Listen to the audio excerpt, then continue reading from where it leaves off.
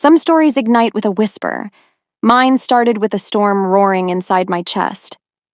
I stood outside the principal's office in downtown Seattle, my palms slick, heart hammering, tears threatening to spill over, while two perfectly suited parents stared at me like I was nothing more than a stain on their polished world. They didn't bother hiding the smugness. To them, I wasn't a mother fighting for her child. I was an inconvenience, a single woman who should have known better. A cardigan slightly wrinkled, shoes scuffed from the morning rush, and they had no idea that with one call, I could summon someone whose presence alone could turn their arrogance to dust.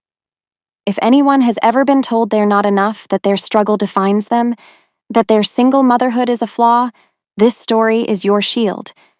Because what comes next isn't just pain, it's reclaiming power. Hit that like button in your heart because this story proves what real family looks like when the world tries to break you. I'm Luna, 39 years old, and I spent decades building walls so high that love couldn't reach me and pain couldn't penetrate. I thought those walls were strength, now I know they were fear masquerading as armor. My first lesson came from my father, Leonard, a man who taught me how quickly love could disappear. I was 14 when I found my mother, Eleanor, collapsed at the kitchen table, hands shaking over proof of his betrayal. Leonard hadn't just cheated, he had erased us from his life, chasing someone younger, brighter. He left a trail of unpaid bills and a daughter whose first taste of life's cruelty came too early. A man's love has an expiration date. My mother worked herself raw, juggling 3 jobs, surviving on instant meals and thrift store clothes. I learned early that rescue doesn't come. Survival is a skill you acquire when silence is all you have left. At 17, Mom remarried.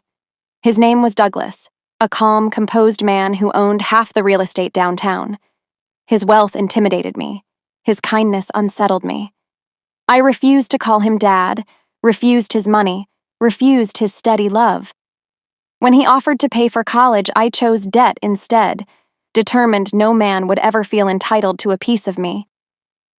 On my 18th birthday, I packed my few belongings and left, my pride intact, my heart guarded.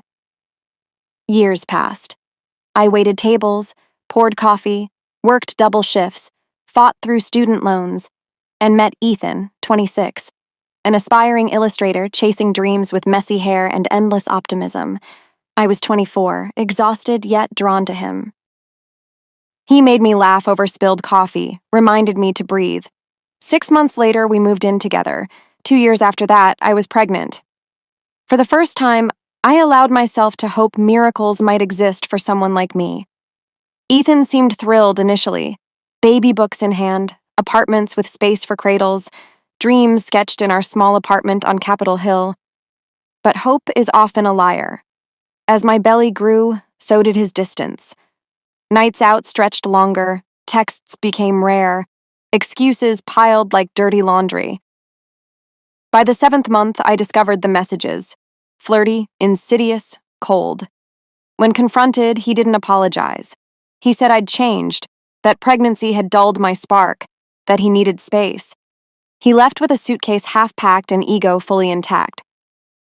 6 weeks later, Aurora arrived. Ethan didn't show, never called, never offered a dime. It was as if we had been deleted from his life entirely. Lesson 2. Some men leave. It's not if, but when. I buried that truth deep for years until Aurora, 10, bright, curious, artistic, started returning home with cheeks streaked by tears. At first, it was whispers, sly giggles, typical school cruelty, but soon it became malicious. Victoria Hayes, a classmate whose parents believed their money gave them moral superiority, escalated torment into artful cruelty. Weeks of cutting remarks about fatherlessness, insults sharp as knives, and then she destroyed Aurora's sculpture, a butterfly Aurora had crafted for weeks, smirking, "Fatherless girls don't deserve to succeed." Something inside my daughter snapped. She pushed Victoria hard. Victoria fell, knee scraped, ran crying home. The next morning, the principal's office rang. Principal Reynolds' clipped voice, "Ms. Luna, we need to speak immediately regarding your daughter." I arrived, the air thick, heavy, suffocating. Principal Reynolds, Uneasy behind his desk, sat beside Victoria's parents, Julian and Claire Hayes, dressed like courtroom royalty, exuding superiority. Julian crossed his legs, the air of a corporate lawyer, Claire's perfume a weapon. "Ms. Luna, thank you for coming. We have a serious matter," began Reynolds. Calmly, I laid out weeks of harassment, texts from Aurora pleading for relief, the evidence of Victoria's cruelty. Claire's voice sliced through mine, sharp and cold. "Enough! Your daughter attacked mine. That's violence." I blinked. "She defended herself after months," Claire continued, eyes glittering.